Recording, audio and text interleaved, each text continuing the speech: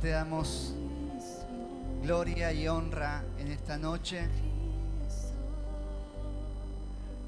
Que esta adoración, Señor, sea nuestra oración, papá. Que estas palabras, Señor, puedan convertirse, Señor, en nuestra realidad cotidiana, Dios. Queremos vivir, Señor, en tu centralidad, papá. Queremos, Señor, darte a ti todo lo que somos, Señor. No guardarnos nada, papá. Gestionar, Dios, a través de la centralidad del Hijo, Señor. De manera diaria, constante, en todo tiempo, en cada momento, Señor. Buscamos, Señor, la guía de tu Espíritu Santo, Señor, para que nos ayudes a corregir, a enderezar, Señor, a quitar lo que estorba, papá, a dejar, Señor, aquello que nos está impidiendo, Señor, que tú tengas el lugar central, Señor, en nuestras vidas, Señor, y en nuestras familias, papá. Que en esta tu casa, Señor, casa de oración, siempre, Dios, podamos poner en primer lugar la centralidad del Hijo por sobre todas las cosas, Señor. Es nuestra declaración, papá, en esta noche. ¿A quién iremos? Decía el apóstol Pedro, Dios. En ti, Señor, bajo tu gobierno, papá, nuestra vida es una vida plena, una vida llena de desafíos, de crecimiento, Dios. Pero si hay algo que está impidiendo, Señor, que tú seas el centro, Dios, de nuestra casa, de nuestra familia, Dios, sea tu Espíritu Santo, Señor, corrigiéndonos en esta noche. Sea tu Espíritu Santo hablando a cada uno de nuestros corazones. Necesitamos escuchar, Dios, tu voz, tu instrucción divina, papá, en el nombre de Cristo Jesús. Amén y amén.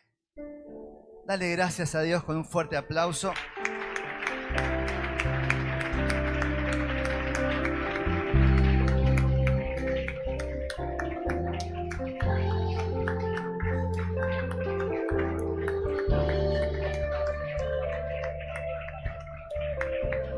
Amén.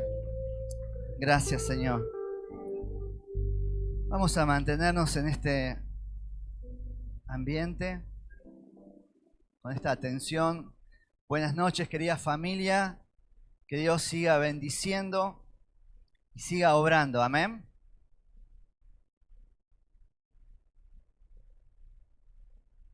Los más chiquitos pueden pasar a las aulas, ¿sí? Invitamos a todos los niños. Y también la gente que está en el hall, que pueda buscar su lugar, por favor. Muchas gracias.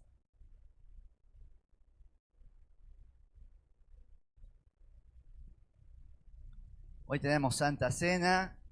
¿Descansó en el fin de semana largo? En el Día del Trabajador. Feliz día a todos los trabajadores y servidores del Señor. Amén.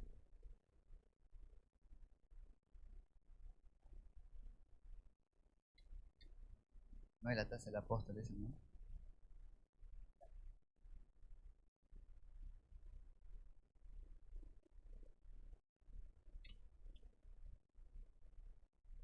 Amén.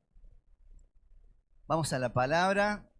Me gustaría que usted pueda prestar atención por 40 minutos. Entre 40 minutos y 2 horas y media, que estimo que puede llegar a durar la palabra. Amén. Pero por sobre todas las cosas, prestar atención no por lo que yo pueda decir, sino por lo que el Espíritu Santo pueda hablarte en esta hora. Amén. Estamos convocados, estamos siendo iglesia en este preciso momento, más allá de los que servimos, de los que estamos con alguna tarea en esta noche, lo principal, lo central, siempre tiene que ser el Espíritu Santo. Amén. Que fue la persona que envió Cristo cuando ascendió al cielo para que nos pueda direccionar, nos pueda guiar. ¿Sí? Así que te invito a que estés atento y prestes atención. Amén. Vamos a leer la palabra en Colosenses 1:15 al 20.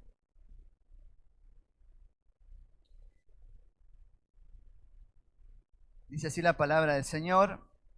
Él es la imagen del Dios invisible, el primogénito de toda creación, porque en Él fueron creadas todas las cosas, las que hay en los cielos y las que hay en la tierra, visibles e invisibles.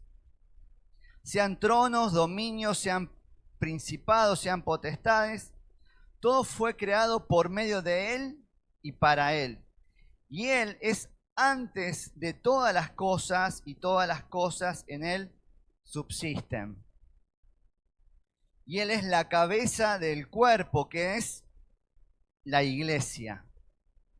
Él es el principio, el primogénito de entre los muertos, para que en todo tenga la preeminencia, por cuanto agradó al Padre que en Él habitase toda plenitud, y por medio de Él reconciliar consigo todas las cosas, así las que están en la tierra como las que están en los cielos, haciendo la paz mediante la sangre de su cruz. Amén. Esta palabra es una palabra que específicamente nos lleva a reflexionar sobre la centralidad de Cristo. Amén, que ese es el título del mensaje, la centralidad de Cristo. Obviamente entendiendo que la palabra de Dios como un todo es cristocéntrica, pero acá hace algunas declaraciones específicas con respecto a la importancia y a la magnitud de esta centralidad. Este pasaje cautivó mi atención porque yo veo en este pasaje hasta física cuántica, le diría. Es tan profundo que nos está hablando de cómo Cristo estuvo desde antes de la creación acompañando al Padre, pero también está en cada átomo y en cada partícula con la que fue construida el universo. Y por Él se mantienen unidas y por Él subsisten todas las cosas. Amén. Entonces, es un pasaje que no vamos a poder profundizarlo por el tiempo que tenemos, pero sí vamos a destacar algunos puntos importantes. Por eso me gustaría en esta noche acotar el mensaje a dos preguntas. La primera, ¿qué es la centralidad de Cristo? Lo acabamos de cantar, usted cantó muy lindo seguramente. ¿Qué es la centralidad de Cristo? Y la segunda pregunta, ¿qué significa que Cristo sea el centro de mi vida? ¿Qué significa que Cristo sea el centro de mi vida? Lo principal que tenemos que destacar es que hay una fuerte relación entre la centralidad de Cristo, por un lado, y el conocimiento de Cristo. Hay una fuerte relación entre centralidad de Cristo y el conocimiento de Cristo. Para que Cristo sea el centro de mi vida, necesitamos conocerle. Amén. El conocimiento de Cristo va a lograr que de manera natural Él se vuelva el centro de mi vida. El conocimiento de Cristo va a nutrir una vida centrada en el Hijo. ¿Cuántos están de acuerdo? A ver, levante su mano. Entonces hay una relación que no podemos separar entre centralidad y conocimiento de Cristo. Ahora bien, es necesario conocer cada una de las enseñanzas que Cristo fue expresando desde su nacimiento hasta su ascensión.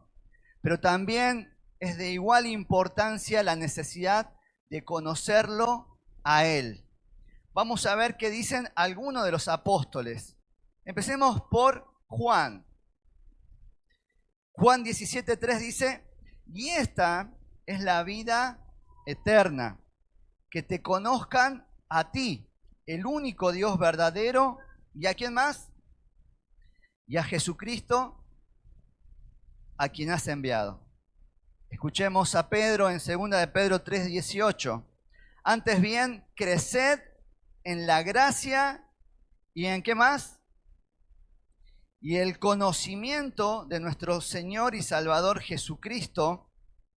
A Él sea la gloria ahora y hasta el día de la eternidad. Amén. Fíjense que Pedro está hablando de crecer en la gracia y el conocimiento de nuestro Señor Jesucristo. Crecer es una palabra, un verbo en tiempo presente, pero tiene un modo imperativo. Es una orden, es una instrucción. Y cada vez que usted abra el libro de Pedro y lea este pasaje, va a estar crecer. Va a ser siempre actual, va a ser siempre presente. Si lo abre mañana, si lo abre antes de morir, siempre va a estar este llamado. ¿Por qué? Porque conocer a Cristo es algo constante. No podemos decir, lo conocí hace mucho tiempo y ahí paró toda la historia que tenemos con el Señor. El conocer a Cristo tiene que ser algo continuo. ¿Por qué? Porque aquel que dice, yo conozco a Cristo, es porque realmente no lo conoce. Cristo es un ser único en el que confluye la revelación divina y la revelación de la humanidad. No hay nada que se le parezca en los cielos, en la tierra, en el pasado, ni en lo que va por venir que se parezca a Cristo. Amén. Entonces necesitamos tener un conocimiento continuo de nuestro Señor Jesucristo. Es tal la magnitud, lo acabamos de leer, que sobrepasa todo entendimiento. Sin embargo, para que Cristo sea lo central en mi vida, tiene que ir acompañado de su conocimiento. Veamos qué encierra bíblicamente hablando la palabra conocer. Porque conocer en la Biblia va más allá de un cúmulo de información o de una recopilación de datos. ¿Sí? Vamos a ver entonces si la centralidad de Cristo va de la mano del conocimiento de Cristo, y acabamos de leer a los apóstoles haciendo énfasis. Me gustaría que podamos leer un pasaje escrito por el apóstol Pablo en Filipenses 3, 7 al 8. Cuando Pablo escribe la carta a los filipenses, él estaba en la cárcel. Estaba por ser enjuiciado y adivinen qué, iba a recibir la pena de muerte. Sin embargo, él escribe lo siguiente, Filipenses 3:7, pero cuántas cosas eran para mi ganancia y las he estimado como pérdida por amor de Cristo. Y ciertamente aún estimo todas las cosas como pérdida por la excelencia del conocimiento de Cristo Jesús, mi Señor, por amor del cual he perdido todo y lo tengo por basura para ganar a Cristo. Para poder entender este pasaje y para poder de alguna manera acercarnos a lo que Pablo está diciendo y a lo que Pablo está considerando como basura, tenemos que recordar cómo era Pablo antes de conocer al Señor. Tenía ciudadanía romana, es decir, que tenía privilegios legales y protección. Aparte, era un fariseo altamente capacitado en la ley. Dice la palabra de Dios que fue instruido por Gamaliel.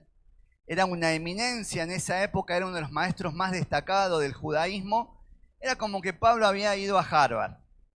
Aparte de eso, era un celoso perseguidor de la iglesia, lo que implicaba que tenía ciertas licencias, ciertas credenciales. ¿Sí? Mira, tengo el dato que allá en la 30 de septiembre se juntan un grupo de personas que están hablando de un tal Cristo. Si desaparecen, todo va a ser un accidente. Así que no te preocupes, haz lo que tengas que hacer. De hecho, la palabra nos dice que estaba presenciando la muerte, la ejecución de Esteban.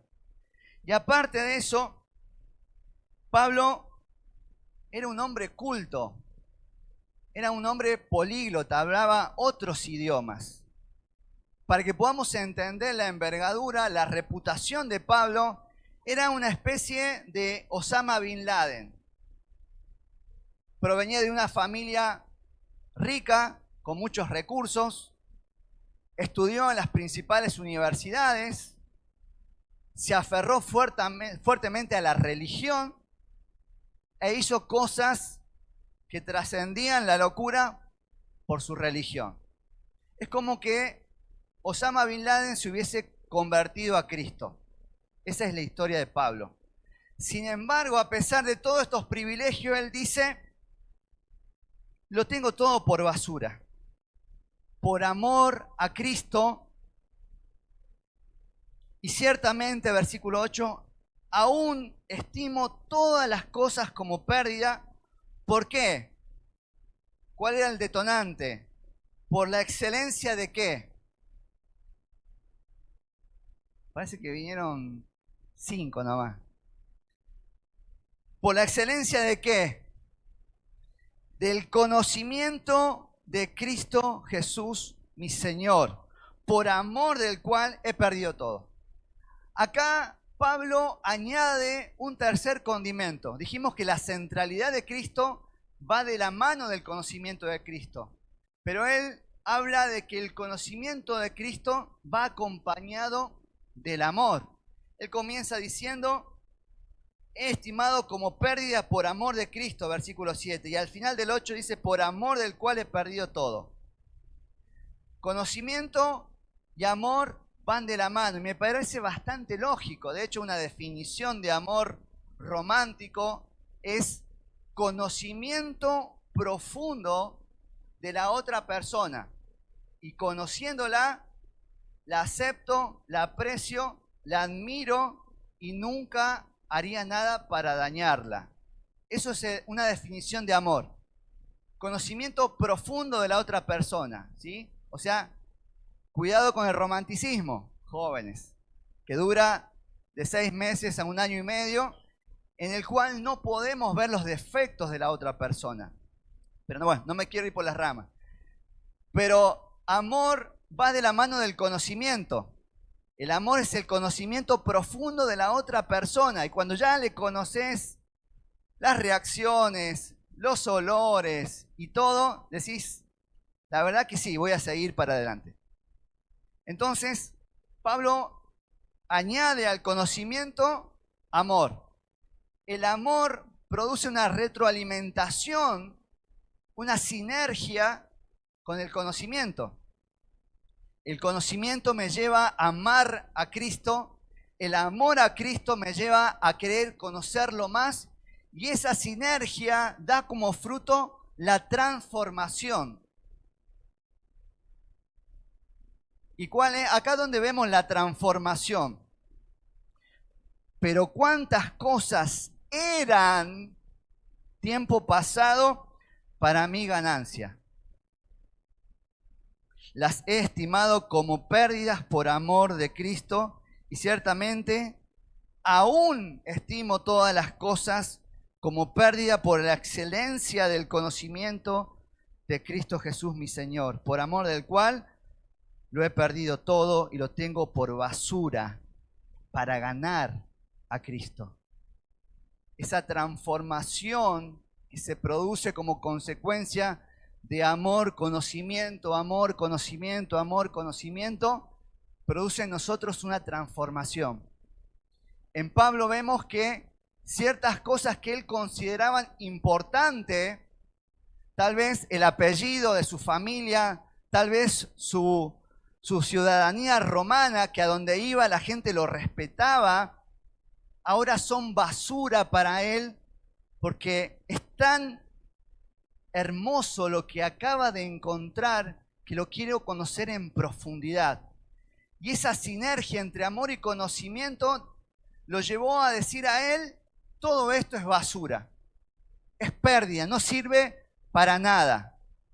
Pero como dije recién, no estaba hablando David Miranda, estaba hablando Pablo de Tarso, el más celoso de los judíos, el que se había capacitado con los mejores maestros de la ley, consideraba todo eso que es importante seguramente para la sociedad como basura. Un proceso de transformación. Y después de la transformación, ¿qué es lo que viene? Cristo posicionado en el centro de nuestra vida. Amén.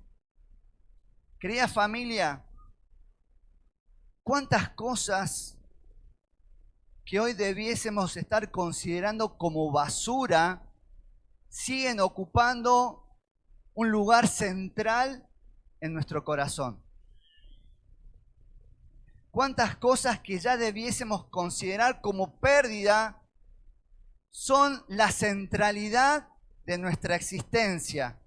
¿Cuántas cosas que debiéramos considerar como basura hoy en día tienen el papel protagónico en el escenario de nuestro día a día?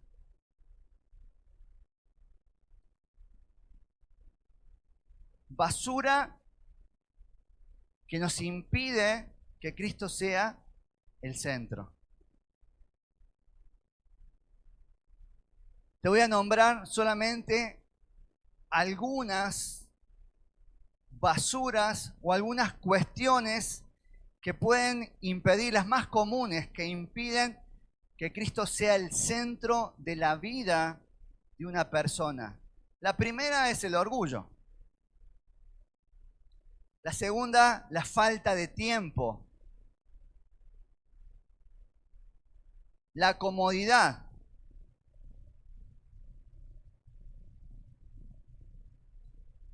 Relaciones que no edifican. El amor al dinero y al éxito. El miedo a cambiar. El miedo a tener que atravesar un costo por el cambio que tengo que producir en mi vida. Otra más, dependencia de las distracciones, redes sociales y todo lo que tenga que ver con lo tecnológico, que hoy nos ocupa mucho tiempo. Distracciones, dependencia de distracciones. Con respecto al orgullo, el orgullo resiste la corrección y evita la transformación. El amor, el conocimiento tendría que dar origen a la transformación, pero cuando aparece el orgullo, se resiste. El orgullo evita la transformación. Otro elemento que tenemos que considerar a la hora de trabajar para que Cristo esté en el centro de nuestra vida. Dijimos la falta de tiempo. La falta de tiempo. Si somos sinceros, muchas veces en nuestro día a día queda evidenciado de que no tenemos tiempo para dedicarle al conocimiento, a la búsqueda. Entonces, en nuestro día a día Cristo no es el centro, es un anexo. ¿Vieron los negocios que dice? Negocio, venta de materiales eléctricos, anexo, ferretería. ¿Qué quiere decir eso? ¿En qué se especializa ese negocio? En materiales eléctricos. ¿Y qué es lo que vende que tiene por ahí muy poquito como para salvarte en algún momento? Ferretería, ¿sí? Entonces, cuando no tenemos el tiempo en nuestro día a día para conocerle, porque esto tiene que ver con búsqueda, con disciplina, con entrega, el conocimiento. Cristo deja de ser el centro de nuestro día a día para convertirse en un anexo. La comodidad o la rutina espiritual. Tantas veces me habló el Señor y por una cuestión u otra no escuché, seguí con mi vida, seguí con mis decisiones, porque en definitiva cuando termina la reunión, cada uno tiene que seguir su propio culto con el Señor y hacer ajustes y tomar decisiones. ¿Qué es lo que va pasando con esto cuando hacemos oídos sordos y no cambiamos lo que tenemos que cambiar? Porque eso va a implicar cambios, costos, etcétera, etcétera. Construyo en mi mente una religión a la carta. Construyo en mi mente una religión cómoda para mí. Entonces, ¿cuál es mi religión?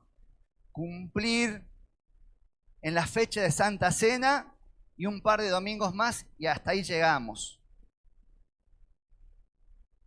Cristo no puede ser el centro de una vida que ha construido una religión para su comodidad. Levante su mano. ¿Está aquí? Amén. Amor al dinero y al éxito. Cuando el dinero es el centro, cuando el trabajo es el centro, cuando la búsqueda de reconocimiento es el centro, Cristo no puede ocupar el lugar que le corresponde. Y cuando digo búsqueda de reconocimiento, no pensemos en, la verdad que yo no quiero ser famoso internacionalmente, no.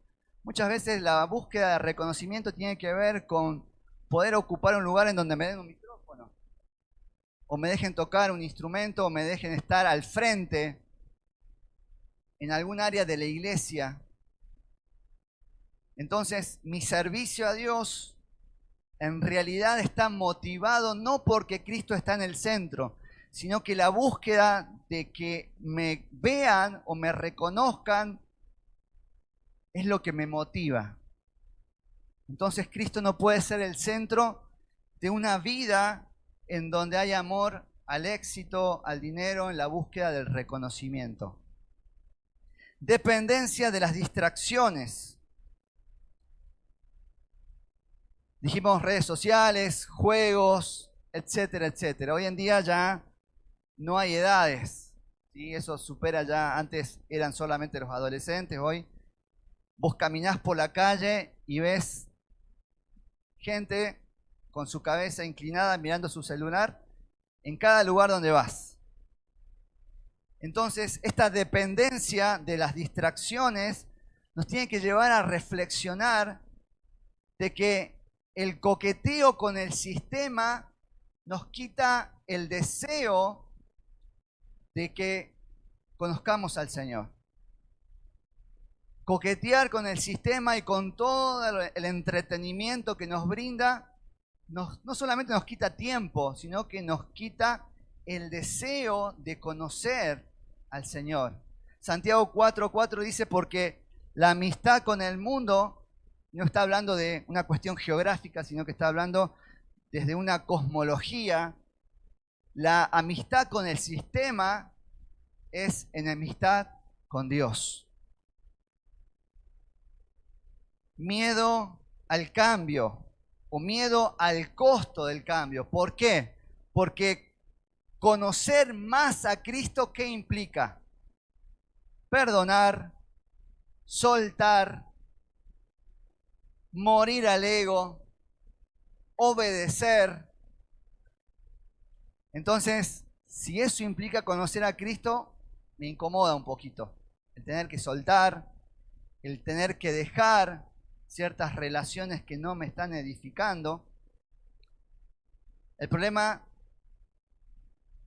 no sería tanto si yo los estoy convirtiendo a mí y no yo a ellos, como dice la palabra, pero si ya no me están edificando, hay que soltar, porque eso no me permite que Cristo se posicione en el centro de mi vida. ¿Y qué hago? Me conformo con lo superficial. Hasta ahí nomás. Entonces Cristo no quiere una parte, quiere todo en nosotros. Eso significa que Cristo es el centro de nuestra vida. Todo lo que somos día a día, no solamente un día en la semana, gira alrededor de Él. ¿Estamos de acuerdo? Levante su mano a ver si está acá.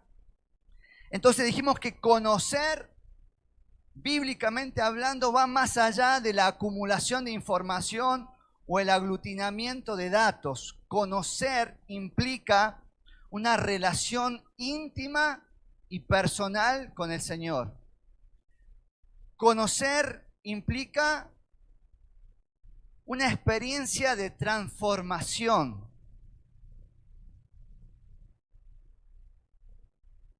Como vimos en el caso de Pablo. Y vaya que fue transformado. Cuando conoció a Cristo fue inmediato el cambio. Dejó todo lo que era bueno y era ganancia para otros y lo empezó a considerar como basura. Amén. Entonces, el conocimiento implica una relación personal e íntima de manera diaria, una experiencia transformadora, y conocimiento también tiene que ver con valor supremo. Diga conmigo, valor supremo.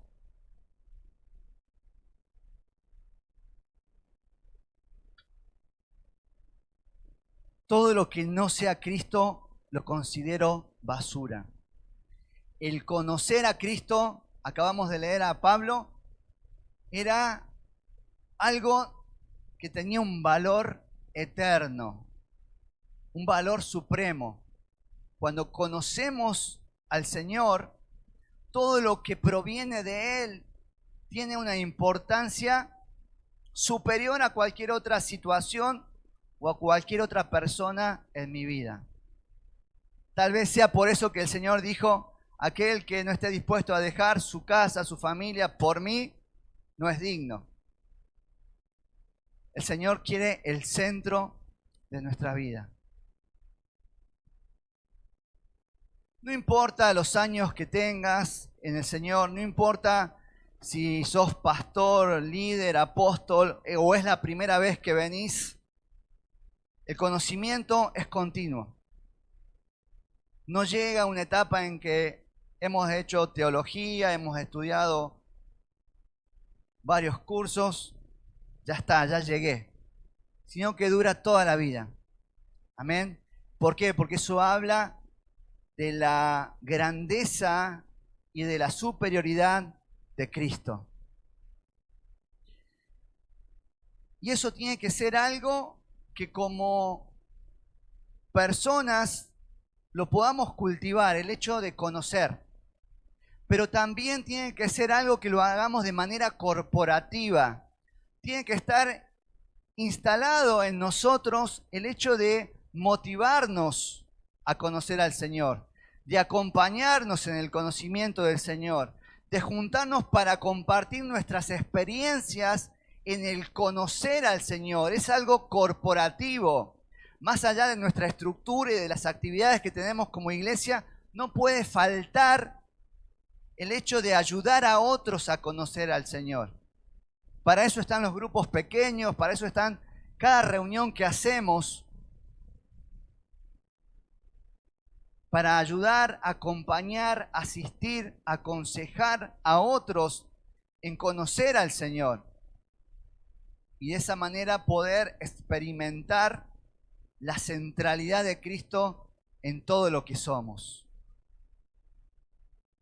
Por eso me gustaría aprovechar este tiempo para que podamos juntos conocer un poco más al Señor Jesucristo, tomando algunos versículos del pasaje principal de esta noche. ¿Cuántos están de acuerdo? Si conocer a Cristo nos lleva a que Él sea el centro de nuestras vidas, bueno, aprovechemos este tiempo para conocer un poco más a Cristo. Y Pablo comienza diciendo en el pasaje principal, Jesucristo es la imagen del Dios invisible. Jesucristo es la imagen del Dios invisible. La palabra que utiliza acá Pablo tiene una importancia extraordinaria. La palabra es eikon. Y ya vamos a ver por qué. Pero imagen se traduce como eikon, que significa una representación. Ahora bien, cuando esa representación era perfecta, se transformaba en una manifestación. Lo que está diciendo Pablo es, Cristo es la perfecta manifestación de Dios. ¿Quieres conocer a Dios? Míralo a Cristo. Cristo es la imagen del Dios invisible. ¿Querés saber de Dios? Mirá, alimentate, dedicale tiempo, pasá tiempo con el eikon de Dios, con la perfecta representación, con la perfecta manifestación de Dios. Amén. Ahora, esta palabra que utiliza Pablo tiene un interés supremo. Eikon, la imagen de Dios. Jesucristo dijo, el que ha visto al Hijo, ha visto al Padre. Pero fíjense qué interesante, Pablo elige esta palabra eikon porque era una palabra que era familiar para los judíos. Los judíos, en el centro de su espiritualidad, ellos exaltaban la sabiduría. Ellos en la primaria, los chicos estudiaban el Pentateuco de memoria. Luego, cuando avanzaban en el equivalente a lo que sería el secundario para nosotros, estudiaba el libro de los Salmos y el libro de los Proverbios. Y la sabiduría para el judaísmo tiene un papel crucial. Es algo central en ellos. Y ellos destacan la sabiduría eterna, la sabiduría que acompañó a Dios cuando creó todas las cosas. Entonces, cuando Pablo dice Jesucristo es el eikon del Dios invisible, está diciendo Jesucristo es la sabiduría que acompañó a Dios en la creación. De hecho, Génesis lo dice, Juan también. En el principio era el verbo y el verbo era Dios y el verbo estaba con Dios.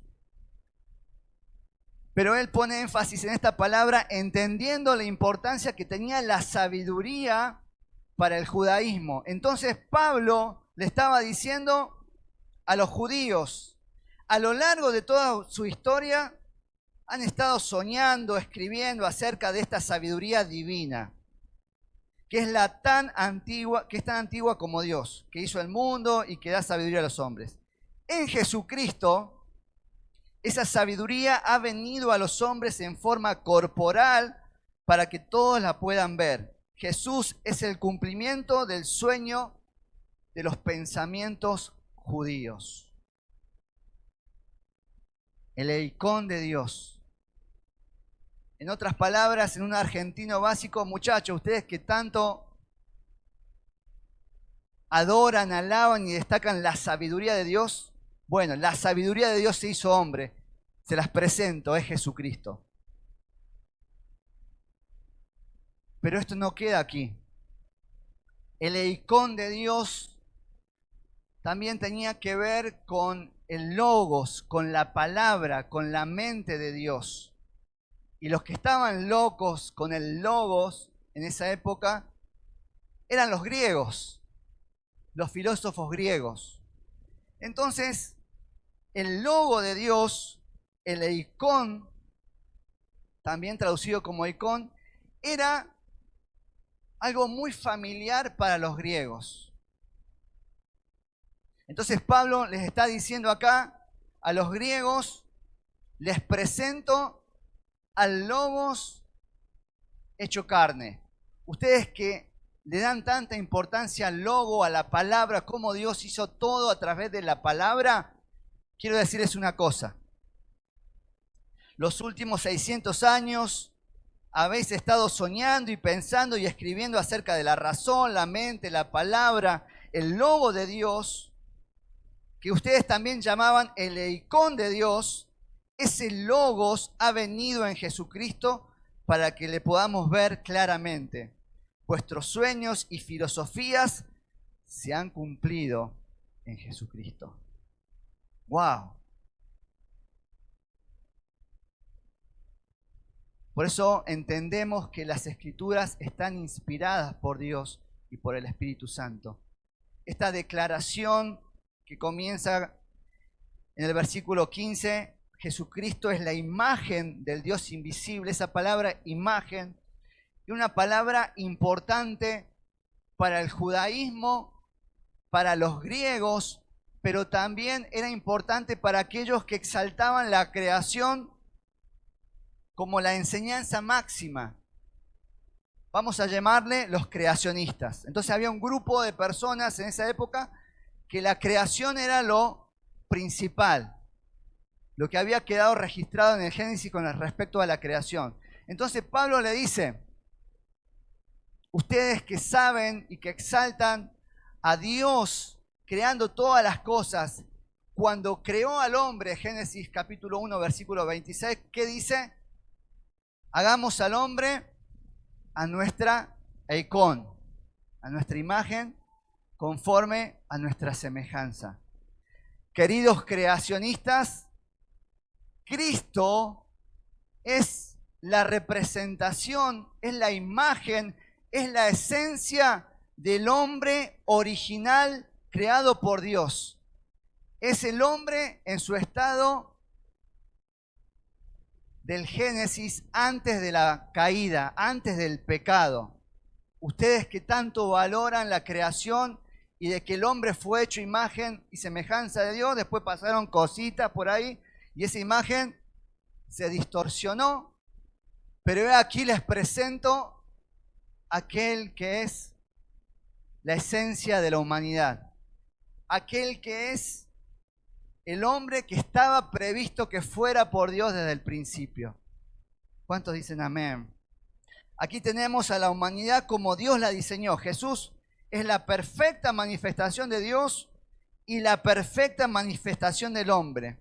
En Jesucristo tenemos la revelación de la divinidad y la revelación de la humanidad. Nunca hubo nada comparado a Cristo en la tierra, ni de lo que existe en las regiones celestiales. Por eso habla de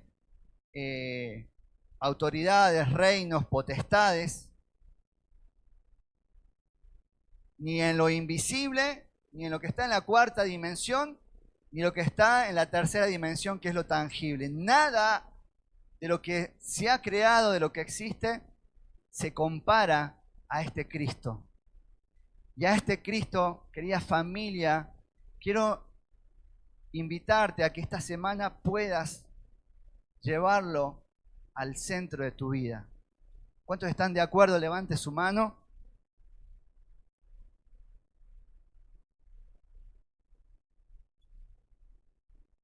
Entonces Pablo, con una sola palabra, les estaba hablando a los judíos, a los griegos, a los creacionistas, pero también a la gente sencilla de la época. Diga conmigo, a la gente sencilla.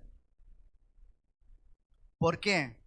Porque eikon se traducía como retrato, como foto, o sea, hoy en día sería la expresión de foto, pero también eikon era la descripción que se hacía en un contrato.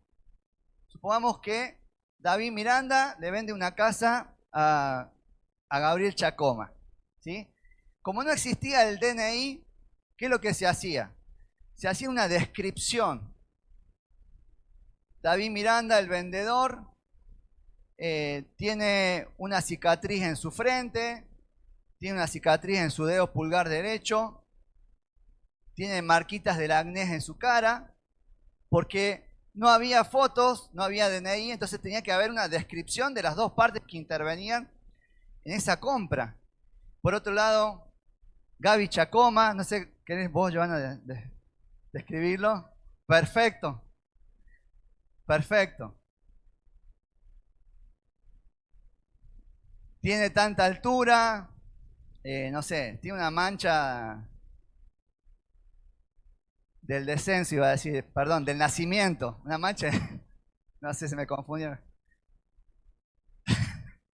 Tiene una mancha de nacimiento, qué sé yo, en su espalda, y de esa manera quedaba registrado. Esa descripción de los que intervenían en ese contrato era el eikón.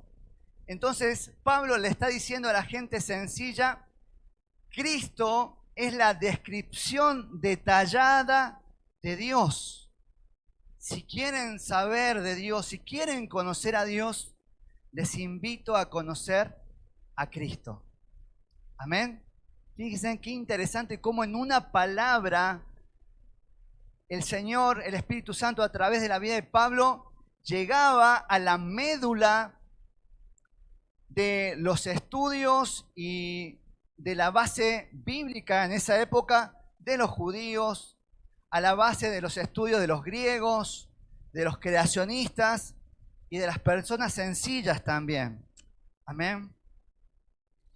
Entonces acá acabamos de ver Jesucristo como el centro de la creación. La pregunta que hice al principio es, que vamos a contestar es, ¿qué significa que Cristo es el centro? Cristo es el centro porque es el centro de la creación, es el centro de la salvación, es el centro del universo y es el centro de la iglesia. Pablo dice en el mismo pasaje, en el versículo 18, me vuelvo un poquito, y Él es la cabeza del cuerpo que es la iglesia. Seguimos en Colosenses 1, 18.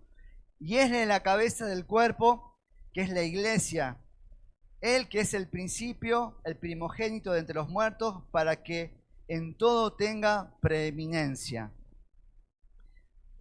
Por un lado, Cristo es el centro de la iglesia, es la cabeza. ¿Qué quiere decir? Es la autoridad.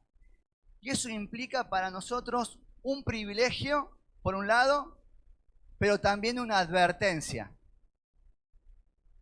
Un privilegio porque cuando entendemos qué es la iglesia, entre otras definiciones que podemos dar, es el conjunto de personas regeneradas que responden al llamado.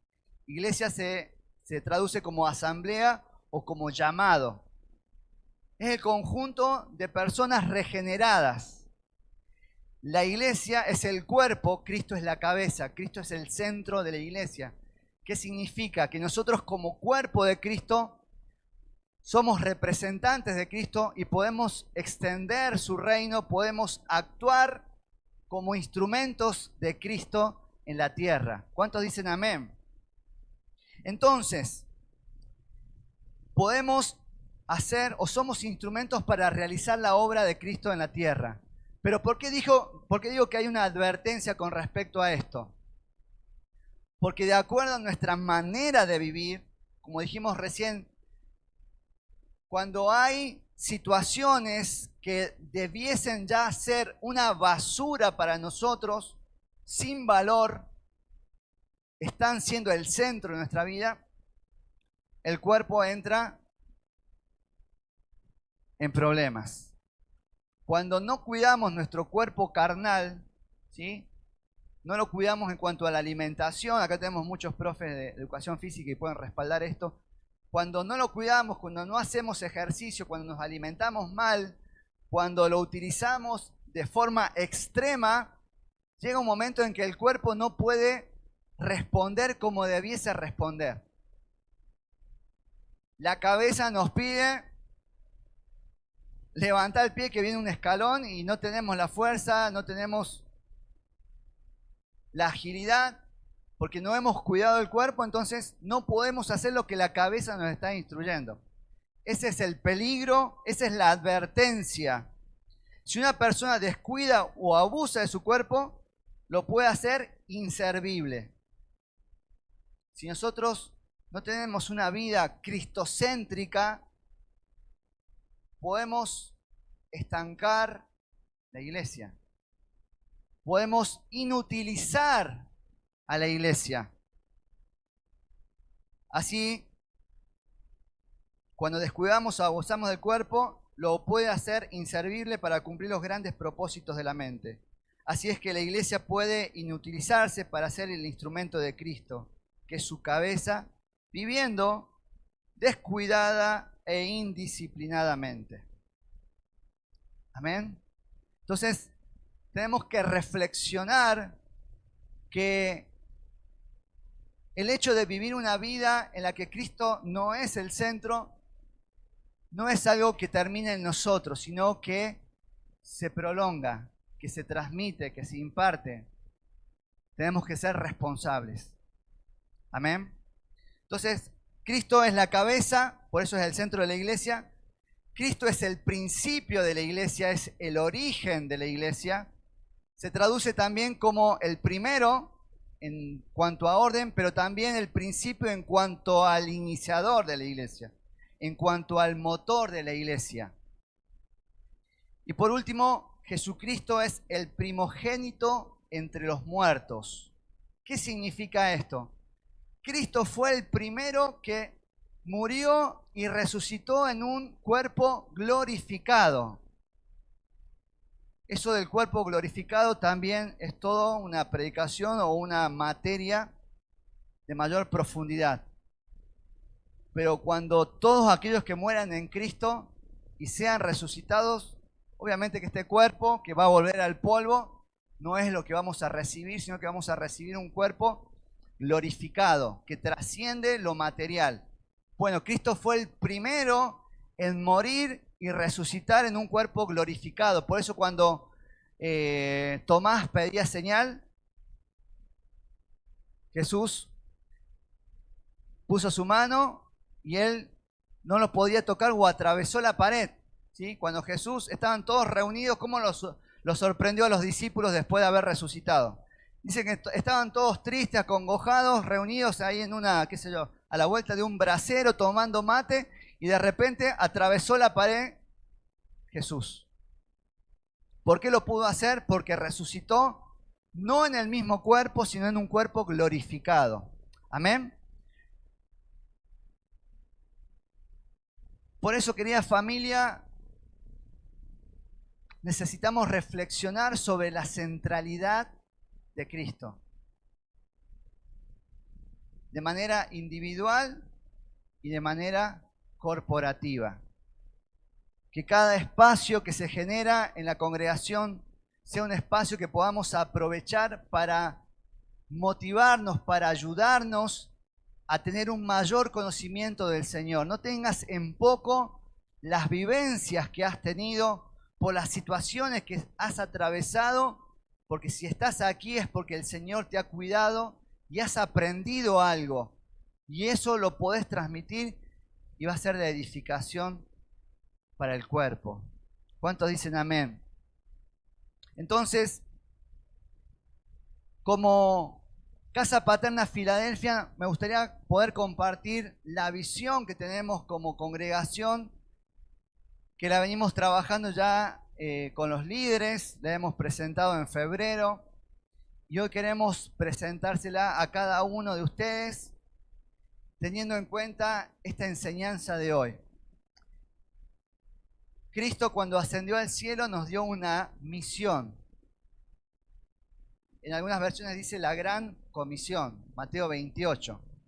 Toda autoridad me es dada en el cielo y en la tierra, por tanto vayan, hagan discípulos, bautícenlos, enseñen a guardar todas estas cosas. Yo estoy con ustedes todos los días hasta el fin del mundo. Pero quiero destacar algo. Jesús se acercó y dijo a sus discípulos, Mateo 28, 18 al 20, se me ha dado toda autoridad en el cielo y en la tierra. Por lo tanto, vayan y hagan discípulos de todas las naciones, bautizándonos en nombre del Padre, del Hijo y del Espíritu Santo. Enseñen a los nuevos discípulos a obedecer todos los mandatos que les he dado y tengan por seguro esto, que estoy con ustedes siempre hasta el fin del mundo. Ahora lo que me llamó la atención a mí fue, Jesús dice, toda autoridad me ha sido dada en el cielo y en la tierra, por tanto vayan.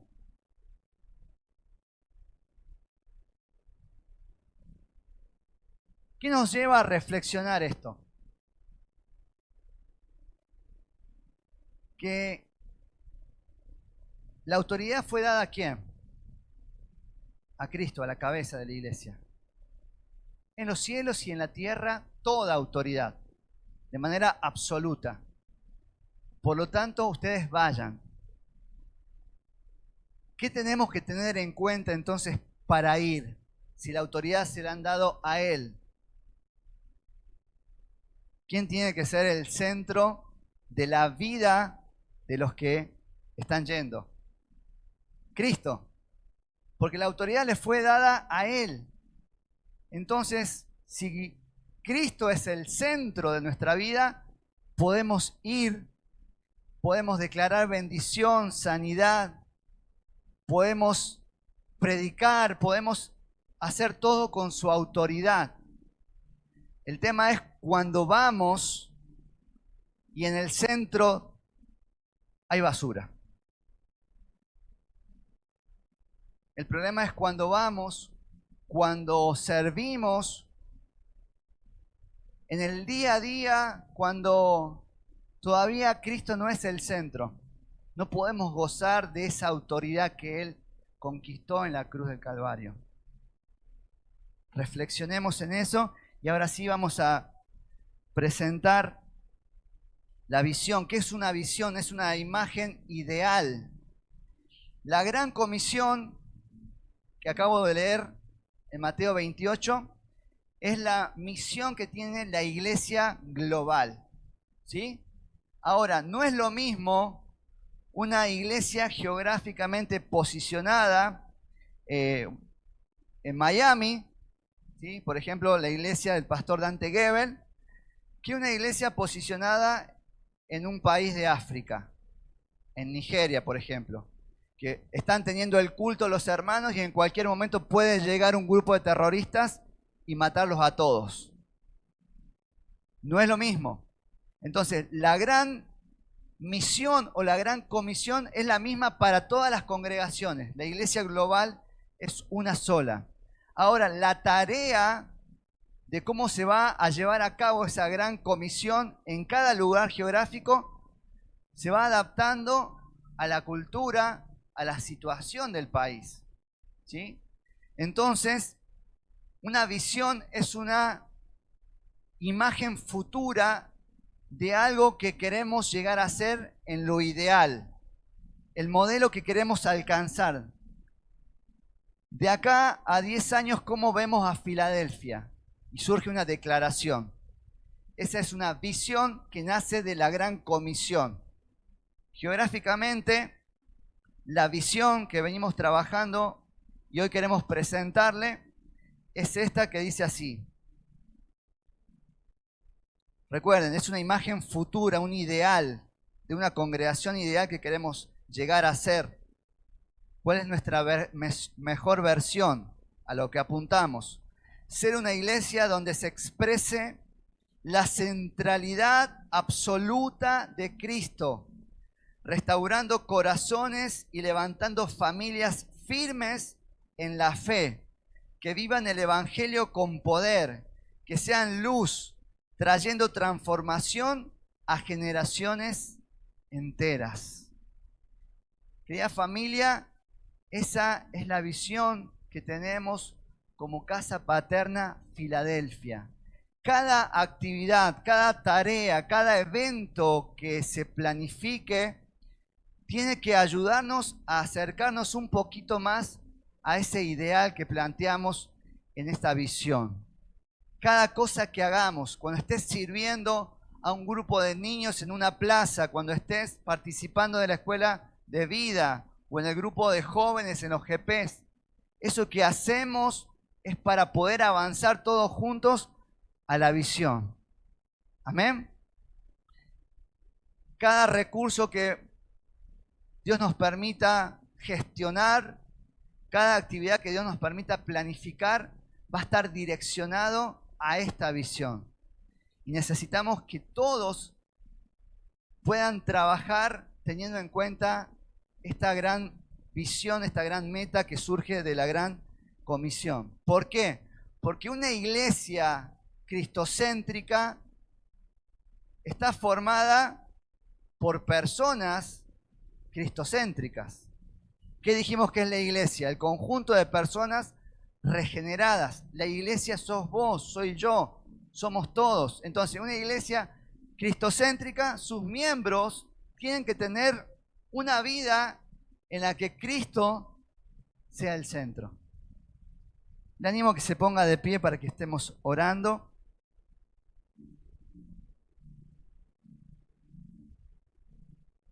Ser una iglesia donde se exprese la centralidad absoluta de Cristo, restaurando corazones y levantando familias firmes en la fe, que vivan el Evangelio con poder, que sean luz, trayendo transformación a generaciones enteras. Cristo es el centro de la creación, de la salvación. Cristo es el centro de la iglesia.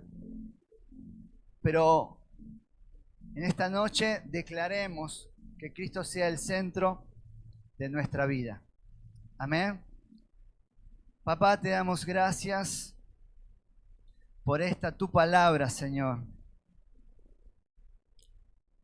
Que tu Espíritu Santo, Señor, siga obrando, Señor, en nuestras vidas, Señor.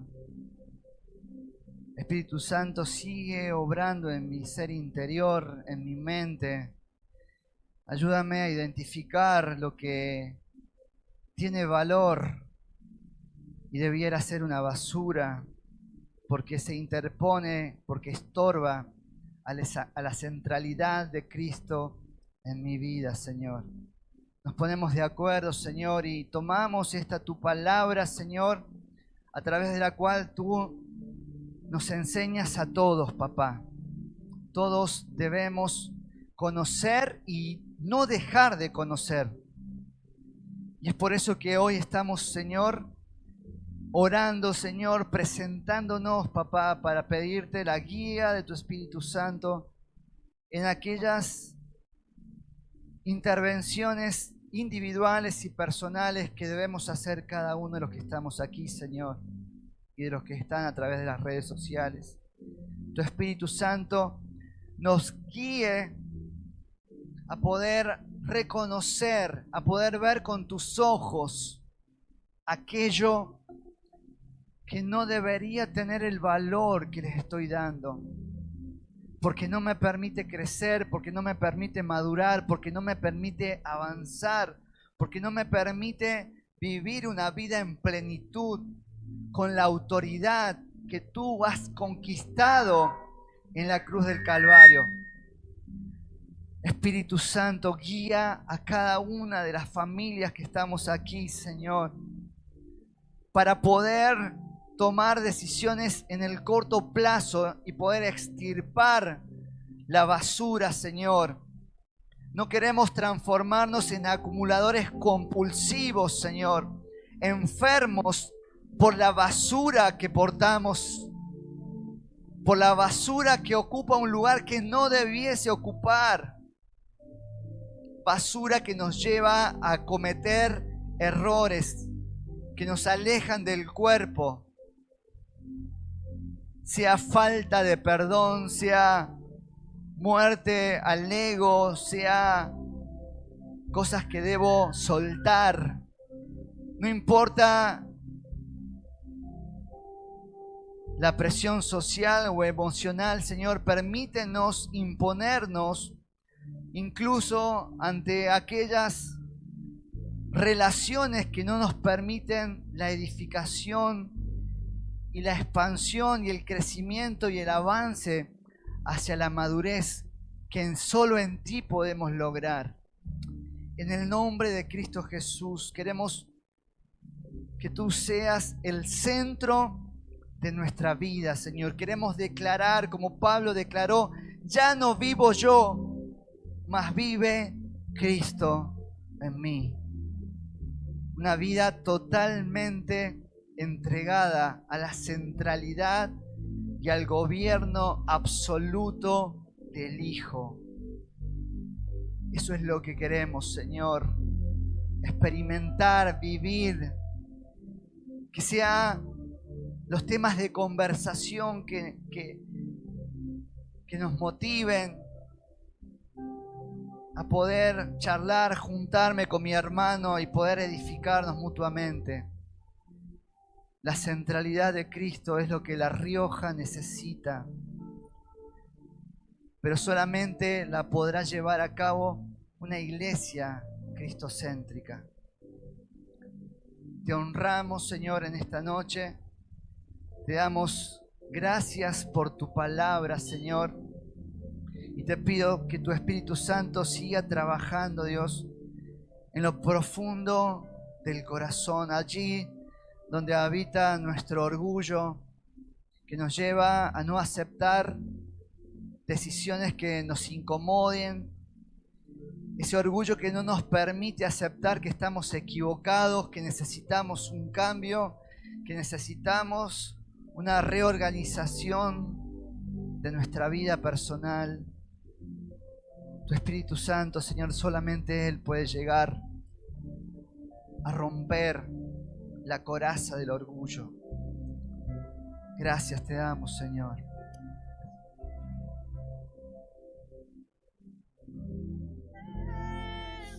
Seguimos orando ahí.